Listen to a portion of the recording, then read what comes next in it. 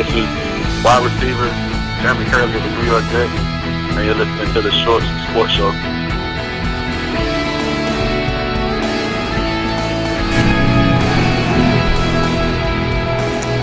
Welcome everybody to the Short Sports Show. I am your host, Daniel Short. Today is October 19th, 2015, and we got a great show. What a great week of football all around, unless you're a certain selection of fans that it might not have been such a great week, and that's okay. We're gonna talk about it. I'm gonna let you guys vent. I'm gonna let you guys just breathe in, and just breathe out. Let go, let God. All right, we're going to be all right. We're going to talk about it. We're going to get through it together.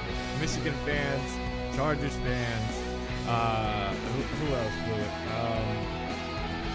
Just overall, we're all just going to be able to vent. How about Boise State fans? Man, what a way to blow it, huh? Anyways, we got a lot to talk about this show, and I'm mostly recapping. We don't have a lot of other news out there, but we have a ton of recapping to do. So, again, like we always do, we'll start off with college football, move on to the NFL, and really special teams. I just want to ask, how is it so hard to? Apparently, it is very hard to be on special teams. One of the hardest things to do in football. The funny part, since, of course, we're going to talk about the Michigan State game. We all know how that went. If you don't, well, thank you for coming out the rock now. And basically what happened was all Michigan had to do was punt the ball away, maybe play one or two defensive snaps. Maybe. And that's a stretch. That is a stretch right there in itself. Excuse me. And game's over. Michigan wins, and, Big House goes crazy. Everybody's good. What happened? The Michigan punter. Now, let's be fair here. Let's not put all the blame on him. The Michigan athletic director wrote a personal letter, said, do not blame the punter. And do not, especially because you know how it gets in college football with all these guys, writing death threats. Now that's extreme. That's too extreme right there. That's just crazy. But the fact that it was a low snap, I'm gonna give it that. It was a low snap. But anyways, it was still in reach where you could a normal college, but an average college punter would be able to get the snap and kick it. That's it. Now you have to go. I mean, you wanted to go a solid distance. You want to be a normal kind of punt, but it doesn't have to be, the highest distance in terms of, up in the air to the seconds. All the other, I'm getting lost up here. Anyways, he doesn't. He drops the snap, and I don't know what he tries to do when he's about to get tackled. He should have just held on and just prayed that his defense could just, play for one snap and stop Michigan State. But he tries to kick it, but he kicks it backwards, and it's batted up along with another Michigan State player. Michigan State recovers. The guy is a redshirt freshman, Jalen Watts-Jackson, which it gets funnier from here, guys. He gets it, goes through all the blocks, touchdown, Michigan State. Crowd is, Michigan side is like stunned. They don't know what to say. You got the guy with the hand on his head and like, what is going on? And then you got Michigan State fans cheering, woo, what happened? Yeah, touchdown. And for poor Jalen Watts-Jackson, again, a redshirt freshman for Michigan State, greatest moment of his life. This play will always be remembered in history. I mean, when we watch these games, the big, rivalry games, we always see the old footage back from the 40s or 50s. If it goes longer than that, you got something from it. You always see the old school film, and you're like, oh man, it's crazy how they play that over and over. That moment right there will always be played until Earth is gone itself. Every time Michigan State and Michigan play, it will always be played over and over and over and over. One of the biggest moments in this game history. And for poor Jalen Watts-Jackson, while that is great on his part, after he was in the end zone, obviously Michigan State celebrating. Michigan State, the players, they all jumped on him. Woo, celebrating, right? Well, for poor Jalen Watts-Jackson, he broke his hip. He fractured his hip after he was tackled in the end zone. It was a 38-yard fumble return. Oh, my gosh. It's just... And the reason I find it funny, not finding it funny that he hurt himself, that sucks. But the reason I find this funny is because Michigan fans have just witnessed a special teams debacle. They haven't had it, right? And I keep thinking to myself, I'm thinking, Texas fans are on the other side like, oh, your punter cost you a game? No, we already seen that before. It's such shocking to everybody else, and then it hits you, and Texas fans are just like, oh, welcome to the club. I don't know. I find it hilarious. You might not. If you do, I don't know. Just laugh with me because I found that funny. It sucks, though, because I really wanted Michigan to win.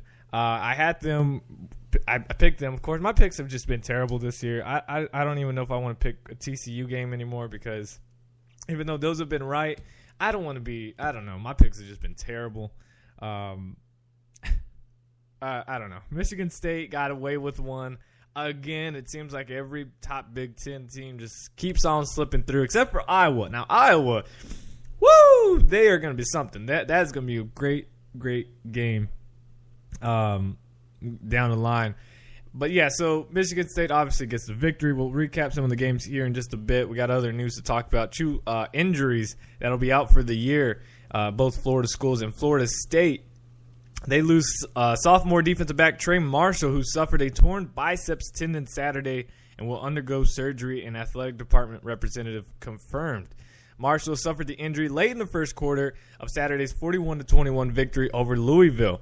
The tear requires surgery, but Marshall has a chance to return for postseason, Coach Jimbo Fisher told WarChant.com, who was the first to report the news. In 6 starts for number 9 Florida State, I don't even know if that's the right ranking for them now. Marshall has 21 tackles and a sack. Let me check. Yep, they're still number 9. Oh, man, allergies, they are the worst. I'm fine throughout the day, but, of course, right when I do my show, allergies got to come and affect me. Let's see. Miami senior linebacker Raphael Kirby will miss the remainder of the season with a right knee injury he suffered during the Hurricanes' 30-20 victory over Virginia Tech this Saturday. Kirby, who is a captain, leads the Hurricanes in tackles with 44, and he had started 19 straight games dating back to last season. The Hurricanes have already lost linebackers Darian Owens and Marcus Gayot for the season. Sophomore Jawan Young replaced Kirby on Saturday, and Miami, who's 4-2 and 1-1 in the ACC, travels to undefeated number 6 Clemson on Saturday. Gonna be a great matchup right there, and Miami, I'm rooting for you. I'm rooting for the U. Have to. I still, guys, I don't know how many. It's been probably, I think, over. How long has it been? I think it's now been a month since I've applied to Miami. Still haven't heard a thing. Yeah. A little upset there. No, I have no idea how long it's going to take. But I got to keep looking, guys. Anyways, we'll go through the top 25 real quick. First, follow me on Twitter at @short_sports247. Links are down below. I had to throw that in there, of course. Top 25. This is brand new. This is for week 8 now? I believe so, if I can get my thing. Yep. It's going to be week 8 of college football already this season. Why is it football season just goes by so fast? I love college football. All right. Ohio State remains at number 1 after beating who did they play? It doesn't even matter. Ohio State they beat Penn State. Wow. Oh yeah. Forgot about that game. Number 2 is Baylor, and shocking, this is where I got a little bit of a problem. Okay, number 2, fine, Baylor, cool. Number 3, we have a switch. Utah is now number 3. TCU drops to number 4. LSU number 5. Okay, this is where I got a problem. Maybe it's the bias coming out of me as a TCU fan. Now, I know we haven't played the great. Offensively, we're still second best in the country. There's no doubt about it. Baylor obviously is number 1. TCU's number 2. Defensively, of course, yeah, we got some problems. I don't understand how we drop a spot to Utah, who basically almost got beat against Arizona State. Now, yes, Arizona State's better than Iowa State. TCU never, I don't think we ever trailed Iowa State. And if we did, it was, whenever we got the ball back, we scored again. Because I remember it being tied at 21. So I don't really remember us trailing. But if we did, it wasn't for that long. Last time I checked, Utah was down like 18-14 or some awkward score for quite a while. So how is it just because Utah storms back? We didn't have to storm back. We just won. We shut out Iowa State in the second half. We should have, but we still did our job, and we dropped a spot. Now, of course, rankings don't matter until the last week of football. Right before the bowl games, it doesn't matter. But that's where I have a problem. I just don't understand, because we all know what the committee's trying to do. It is SEC time. They've been out of the top 4 for such a long, been out of the top 5 for quite a while now. And guess who is trying to push them back? Now, LSU deserves it. They beat some good teams. But, look who LSU plays this week. They play Western Kentucky, which Western Kentucky could possibly be the weakest, best team they're going to play. I don't know. I wouldn't be surprised, since TCU doesn't play, and LSU, if they beat Western Kentucky, it could be by 1 point. I think LSU jumps TCU into the top 4 so they can have an SEC team. I don't know. Again, it doesn't even matter. I don't know why I'm upset about it, but it doesn't matter until the last week of college football. But, man, it's just kind of frustrating. Anyways, here we go. 6 through 10 is Clemson, Michigan State, Alabama, Florida State, and Stanford at number 10. Stanford looked pretty well after losing to Northwestern. 11 through 15 goes Notre Dame, Iowa at 12, Florida, Oklahoma State, and Texas A&M. 16 through 20 is Michigan. I don't believe Michigan should have dropped a spot. I really don't. I think they should have been right at 12 where they were, just because of the fact that they really beat themselves. They should have won this game. They shouldn't have dropped in the rankings, especially from 12 to 16. That's 4 spots. That's a huge difference. I know they have 2 losses, but given they lost to, you're now making Utah number 3 and Michigan State number 7. I don't think they're a 16 overall team. I think they're way above that. I think they should have stayed at 12, maybe dropped 13. Florida's at 13. Michigan is a whole lot better than Florida. So I don't know. They're better than A&M. They're better than Oklahoma State. I don't care about records. You're going to look at who they've lost to. They could have played cupcake games instead of those 2, and they'd be undefeated. They'd be in the top 4. Or except for Michigan State, they'd be, 1 loss. But whatever. I'm just saying, Michigan is not 16. Sorry, Michigan. 17, Oklahoma. 18, Memphis finally gets in. I think they should be a little bit higher. 19, Toledo. Holy Toledo. They're still in it. Cal is 20. Then Houston at 21. Temple finally joins at 22. Duke, number 23. Ole Miss, 24. And Pittsburgh, number 25. Welcome, Pittsburgh. I'm glad you finally have a football program working for you. About time. So let's go ahead and recap some of the games. We had some interesting games this week. It all started Thursday night with UCLA just absolutely getting stomped on by Stanford. The whole Pac-12 is going to screw itself at some point, because this upcoming week you got you have California again, who is number 20. Yeah, number 20 on the road at UCLA. Watch UCLA knock off California, and California drops it well again. It's everybody's going to have like 2 losses in the Pac-12, if not more. But again, Stanford goes on to dominate that game, 56-35. On Friday, Houston took care of business, a 42-7 victory on the road over Tulane, to obviously increase them from 24 to 21 now. Tulane's offense, Todd Herman, I can't get a gauge on him. I can't read him. Usually, I'm pretty good at reading people. I cannot read them. If you watch, if you go on their YouTube channel of Houston Athletics, they have a football hype video, and they show the highlights against Tulane. If you watch that, It's a quick 4 minute video, but all you got to watch is the first 30 seconds of it.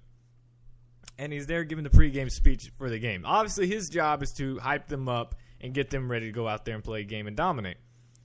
But he calls University of Houston the greatest university in the nation or something like that. I really wonder if he's truly, truly serious about actually staying at University of Houston if he was offered the job at USC in California.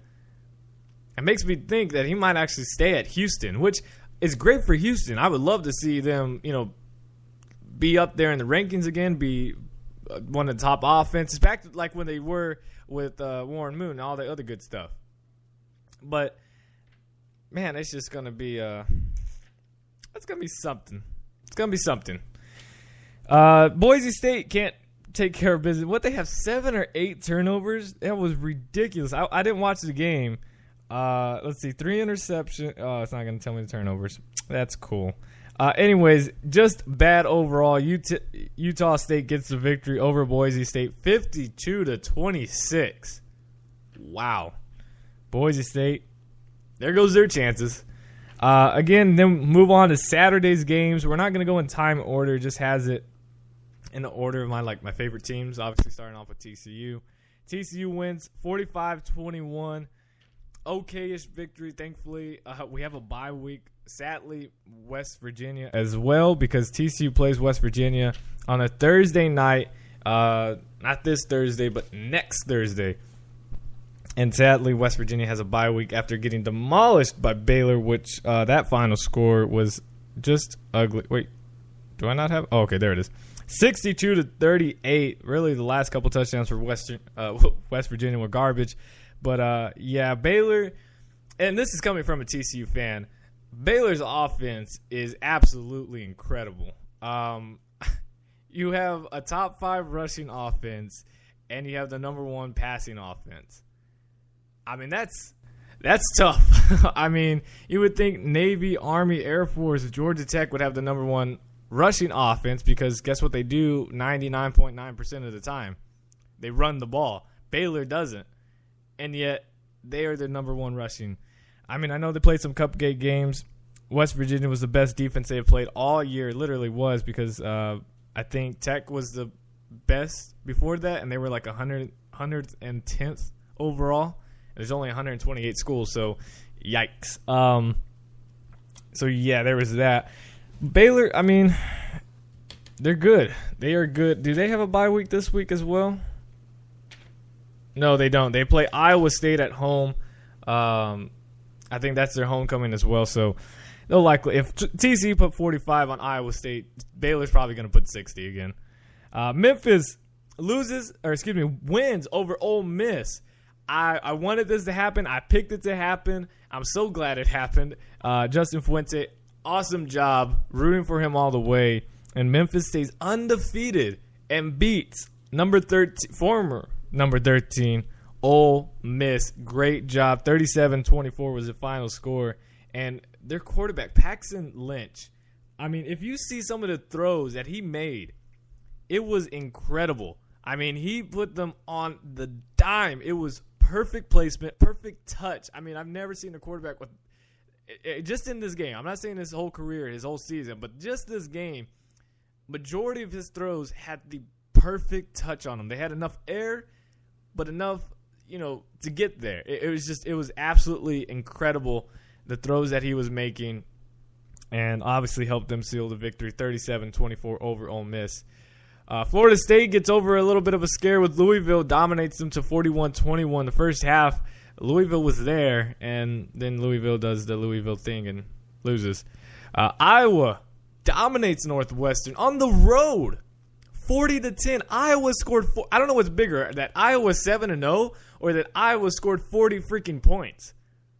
Iowa's usually in those games at 13-6, 13-12. It's some ugly looking score. They scored 40 points. They actually look like a college team offensively. They did an amazing job defeating Northwestern. Northwestern is completely out of the polls now. And Iowa, looking pretty scary now. That defense, top-notch. They had a scare with Jordan Kanziri. I don't know if he'll be okay, but thing is, they're fine. I was fine with running backs. Their backup, Watley, Watley, I don't know his first name. It's not showing. 26 carries, 204 yards, 4 touchdowns. That's not bad when you can take over. It's Akrum Wadley. I don't know. Ties Iowa record 4 rushing touchdowns in the rout of Northwestern. Absolutely incredible. And Holy Toledo, they're still doing its thing. 63 points on Eastern Michigan. I know it's not the biggest news of all, but Toledo's up there. Toledo's doing something. Alabama defeats Texas A&M, and I don't know. Okay, this game was weird because Kyle Allen threw some ugly interceptions, including 2 pick six. And the game was still pretty close. A&M could have made a comeback and won this game. Given all of that, I don't know how many interceptions did he throw. He threw 3 interceptions to 1 touchdown. Why they still kept him in the game and not, especially after the second interception, why would you keep him in the game when you have Kyler Murray? I know it's a huge game against Alabama, but at least you're at home. You're going to have a little bit of support there. Get him out there. I mean, I guess he really couldn't do any worse than Kyle Allen did. Because Kyle Allen threw 2 pick sixes. I mean, I know the first was a pick six, and then the third one was a pick six. It's unbelievable. Derrick Henry, 32 carries, 236 yards, 2 touchdowns. Ricky Seals-Jones, one of my favorite receivers, 6 receptions, 107 yards, and a touchdown. I mean, it was just unbelievable. The pick sixes were 33 yards and 93 yarders. It was wow. Oh, wait a minute. Were all 3 of them pick sixes? I don't know. I see 3 interceptions returned for a touchdown. I see a Fitzpatrick had both of them, had 2 of them. 33-yarder was the first one. Then a 93-yarder by Eddie Jackson in the second quarter to make it 28-6. And then the last touchdown for Alabama, a 55-yard interception by Fitzpatrick again. I don't know. That was they had the chance to win out. A&M had the chance to win this game. Let's see what else. We have Oklahoma. Oklahoma, you couldn't just keep this close for TCU. You couldn't just help us out just a tad bit. They kill Kansas State 55-0. Why? Why would y'all do that? We just got over a scare and then y'all just shut them out like that. Baker Mayfield, incredible. 20 of 27, 282 yards, and 5 touchdowns. Joe Huebner did absolutely nothing. 4 for 14, 39 yards, 2 interceptions. And then their leading running back, 11 carries, 19 yards. Wow. Oklahoma's defense really came out to play and just did its thing. Zach Sanchez, a 38-yard interception return for a touchdown. Incredible. Sterling Shepard, he is good. It's great. Michigan State, we talked about that. 27-23 over Michigan. LSU beats Florida 35-28. I would have thought it would have been a lot less scoring in this game. But otherwise, I mean, Leonard Fournette, 2 rushing touchdowns with 180 yards. Incredible job. Trayon Harris, he did as much as he could against this LSU defense at being on the road. He got sacked 5 times, but he was 17 of 32, 271 yards, and 2 touchdowns. I mean, he did a good job. They just couldn't get the ground game going, which was shocking. I thought they would be able to, and then that's when they incorporated some play-action pass, get something going for Trayon. So I thought they would run the ball a little bit more. 15 carries, 25 yards, and a touchdown for Kelvin Taylor. But, I mean, when you got Leonard Fournette, damn, it's hard to beat them. Boston College loses to Clemson 34-17. USC had the lead over Notre Dame and dropped it. USC, you had it right here. I thought they were going to get the victory. They lose 41-31 to Notre Dame. Ohio State beats Penn State 38-10. Of course, it was close in the first half, and then Ohio State does this thing, comes back in the second half, actually looks like a top team, and gets the victory. And then, of course, Utah. Let me check the score. I want to see. They were down 18-14 for until the fourth quarter. Okay, it all started third quarter with 1:30 left. Arizona State took the lead, 18-14. Then Utah didn't take the lead until 10 minutes and 41 seconds left in the fourth quarter when Devontae Booker took a 25-yard run for a touchdown. I'm just saying we were only down one series if we were down at all. So that's just my thing. All right, let's move on. The Denver Broncos are 6-0, but Manning threw 3 interceptions, moving his season total to 10 now. 10 interceptions. Manning finished 26 of 48, 290 yards to go with a touchdown and, of course, the 3 interceptions. But this is what running back Ronnie Hillman had to say, quote, we're here to rally behind him. Peyton is our leader, our quarterback. People can say whatever they want. They don't know. And this offense is right here. It's going to get going, and then people can ask about something else. That's not all he said. He later went on to Twitter, talk about it a little bit more, and call out Manning's critics and, quote, y'all need to get off Peyton. That's our quarterback bottom line. You fake fans don't say anything when he is winning us the game. Shake my head. Pow! Right in the – ooh, that was perfect. I liked it. I like what he said right there. Some fire right there. And it's true. I'm sure a lot of – I mean, I understand when you get upset when he throws 3 interceptions to the Browns and it's a close game. I understand you're upset, but, again, it is true. You're going to be all over Peyton Manning when he wins you the game. So, just watch what you say.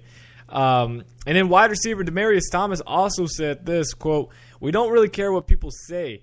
I know I'm just going to make more plays and make people be quiet. Me dropping a ball, that they probably say something about Peyton after that. I bet there are people that blame Peyton when I drop a ball. He's our quarterback, our leader. I know I can make more plays for him. Touching. We also have Steelers defensive end Cam Hayward, who last week wore eye black to honor his late father, Craig, quote, Ironhead Hayward, for a second straight game now. Despite receiving a $5,787 fine last week for violating NFL's uniform policy, which is absolutely ridiculous, he faces now a $11,576 fine for a second violation of the rules regarding the display of personal messages. Now, for people who go crazy over this in the NFL, I think it's ridiculous. I mean, it's not doing anything. It's his eye black. I mean, you can't even touch it unless he touches it himself. I mean, so it's not affecting anything. It's not distracting another player. Craig Hayward, who is the father of Cam Hayward, was a former NFL fullback who battled cancer before his death in 2006. Cam Hayward told ESPN that he was not given permission from the NFL to wear the eye black. I cannot speak right now. But the league will hear his appeal of the original fine Tuesday. He's not sure whether he will be fined again. And when he was asked, would he keep wearing it, he said, quote, that's the goal. There have been others, I'm not going to name any names, that have worn it to support cancer. I don't want to get involved in it, but it's bigger than me. I'm not going to shy away from the fight against cancer, and I'm going to support them in any way possible. I like that. I think it's wrong for the NFL to fine him. They should just change the rule and say, look, you're doing it for your father. It's not like you're saying like, I'm like if he put it for the opposing player, like I'm coming at you or I'm gonna kill. I don't know, something stupid or whatever. Then I understand if it doesn't have any purpose. Then okay, like all right, look, it has no purpose. It's against uniform policy or whatever. We're gonna have to fine you. Which, again, is still stupid. But I'm just saying, if they're going to keep the rule, then that's fine if it has no purpose. But when he has a full purpose like this, he's only going to wear it this month only, possibly. It's breast cancer awareness. Okay, well, I guess not because he didn't have breast cancer. He just had cancer. I think it's just stupid. I think it's stupid to fine Cam Hayward. It just let it be. Should have Cam Hayward had told the NFL and maybe said, hey, I want to do this. Can I get permission to do this? Then okay, then that says, all right, well, at least you tried. Then I guess you still define it. But either way, it's just a dumb rule. It's a dumb rule. But Cam Hayward, I support you, along with Pittsburgh fans everywhere and other fans across the country. We all support you, what you're doing. And even though we can't pay the fine for you, we're still going to support you. Tennessee Titans head coach Ken Whisenhunt had strong words for Dolphins defensive end Oliver Vernon's hit on Marcus Mariota in the first quarter and Sunday's game. This is what he had to say. I think it was BS. I think it should be taken out of the game. That's not the way you play football. I think it was done with the idea of trying to hurt our quarterback, and that's bull football. And I mean, if you watch the hit, it was kind of bad. Mariota did not leave the game, but he was clearly hobbled and wore a left knee brace for the remainder of the game, in which he lost 2 fumbles and threw 2 interceptions. He will have an MRI exam today, a league source told ESPN's Adam Schefter. The rookie quarterback said Vernon approached him after the game to apologize for the play, saying, quote, I don't think it was malicious. That's what Mariota said. Vernon acknowledged that he wanted to see a video replay of the hit, but he emphasized that he is not a dirty player. He said, quote, I know one thing. It wasn't intentional. I've never been a dirty player in my whole career. Nobody tries to get personal fouls. I know one thing. They are expensive, end quote. Mariota says he expects to be a full go for Wednesday's practice as the Titans prepare for next week's home game against Atlanta Falcons. He was sacked 5 times Sunday, raising his season total to now 19. This offensive line needs to get it together. I mean, this defense for the Dolphins coming into this game was not one of the best. I mean, it was probably one of the worst in the league. And you go and do that. You know, you give up so many sacks. Titans need to fix it up. That's it for the news in the NFL. We're going to recap some of the NFL games. But let's go ahead and have the what the moment of the week, and it was this. Now we've got on a 4th down and 3. You got Griff Whalen ready to take the snap. He'll snap it. Actually, Colt Anderson is behind him. And what in the world? Flag is down. You tell me. I thought maybe they were going to try and get him to jump off sides. Illegal formation. The whole right side of the line was not on the line of scrimmage. Offense. This penalty is declined. The result of the play is 1st down for New England. There is absolutely no way possible that they should have snapped that ball and tried to sneak it. There were 3, 4, 5 guys around 2 players. That was insane. You got a guy on either side of him. What are you doing here? I mean, they don't even try to run a play. We've seen a lot of bizarre stuff. I've never seen anything more bizarre than that. What was the plan? I don't know. I mean, completely nuts. So obviously that was a play and the call from Sunday Night Football with the Indianapolis Colts and the New England Patriots. It was a 4th and 1 or 2, and one of the stupidest play calls ever.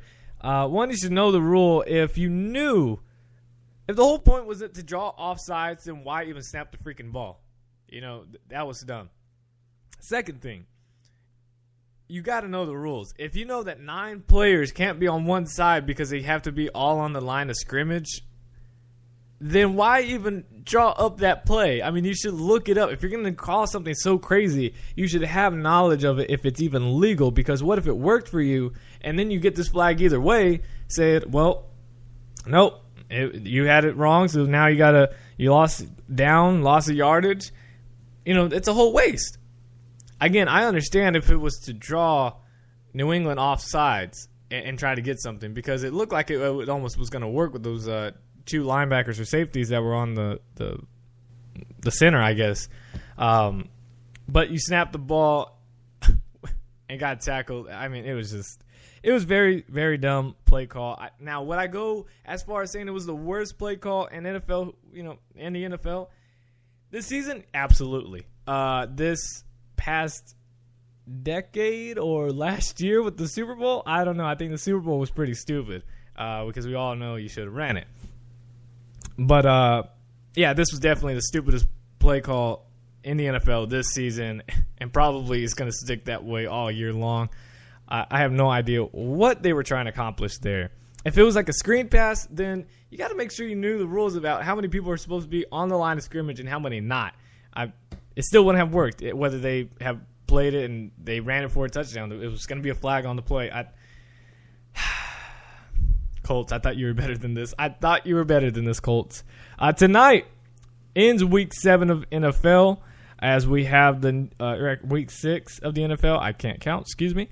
The New York Giants on the road in Philadelphia take on the Eagles. 7:30 Central Time on ESPN. Eagles are 2-3. The Giants are 3-2. Philadelphia is a 5-point favorite. And I'm going with the Giants here to get this W. And, Eagles can make this NFC East situation a little bit different and a better way for them. They can tie it for first place to be 3-3 as the Cowboys are still waiting to get off their bye week. So here we go. We got the Panthers coming back against the Seahawks. The Seahawks let another second half lead disappear to undefeated teams. Last week it was the Cincinnati Bengals. They were down 24-7, came back to win it 27-24 in overtime. This week, Seahawks were up 23 to 20, and then they lose it 27-23. Final score. Cam Newton 20 of 36, 269 yards, 1 touchdown, 2 picks. Russell Wilson 18 of 30, 241 yards and a touchdown. Marshawn Lynch was handled with 17 carries, 54 yards, and an easy touchdown with a 1-yard run. But Jimmy Graham finally getting involved, but it's not leading to victories. 8 receptions, 140 yards. Greg Olsen, who had the game-winning touchdown for the Carolina Panthers, 7 receptions, 131 yards. Then you have the San Diego Chargers on the road in Green Bay. And while this game looked like and probably should have gotten out of hand, the defense actually did pretty well for the Chargers. But the Packers just made it, the opportunities, and forced some mistakes by San Diego. And Chargers could not get it done. Phillip Rivers, though, 43 of 65. They threw 65 passes. Phillip Rivers did. 503 yards and 2 touchdowns. Aaron Rodgers, 16 of 29, 255 yards and 2 touchdowns. James Starks led the way for the Packers, 10 carries, 112 yards and a touchdown. Melvin Gordon didn't do a whole lot before injuring himself or being injured. 7 carries, 29 yards, 1 fumble. And then Keenan Allen, before he got hurt, he was on a roll. He was tearing up the Green Bay secondary. 14 receptions, 157 yards. I believe Malcolm Floyd and Antonio Gates did their damage as well. But yeah, this game was 14-3 at the end of the first quarter, then 17 to 10 at halftime in favor of the Green Bay. And the Chargers started making its way, but could not get it. 4th and 1, and there's 4th and goal at the end, and missed the opportunity to get the game time touchdown. Chargers back-to-back losses that they could have won. Washington loses to the New York Jets 34-20. I've made a vow to never say the Washington team name or what they are called. I think a lot of people are doing it now. I think we all should. So I think I slipped up on Friday. That was my fault. But it's now the Washington team taking on whoever they're playing or whatever news we got talking about. Washington lost to the New York Jets 34-20. Jets, absolutely, their defense is they've already matched, if not already broken, or have more takeaways this season than they did all of last season. It's incredible what they've already done. The Cardinals lose to the Pittsburgh Steelers 25-13. And thank you, Le'Veon Bell, for doing absolutely nothing. 8 freaking points. 8 freaking points. Thank you. Thank you for nothing. He had 88 rushing yards. It's nothing, no touchdowns, no nothing. It's frustrating. The Chiefs beat the Vikings beat the Chiefs 16-10. That game was kind of boring. I don't want to talk about that one. Let's see. Bengals stay undefeated, 34-21 victory over the Buffalo Bills. And Andy Dalton, just doing his thing. But, of course, people are going to still criticize him. I don't care. I've been on Andy Dalton's side since he arrived at TCU. So, Dalton, 22 of 33, 243 yards, and 3 touchdowns against this Buffalo Bills defense at home. This Bills defense is pretty good. E.J. Manuel did okay. 28 of 42, 263 yards, a touchdown, and an interception. Jeremy Hill did okay as well. 16 carries, 56 yards. LaShawn McCoy was his first game playing this season or first game back since injury. 17 carries, 90 yards, and a touchdown. Solid game for him. Obviously wishing he could have done more for a victory. But final score, Cincinnati 7-0. Or 6-0. I don't know.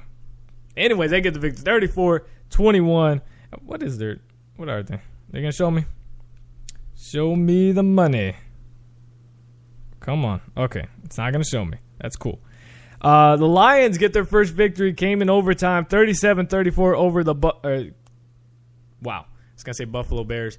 The Chicago Bears. Broncos get the victory over the Cleveland Browns 26-23.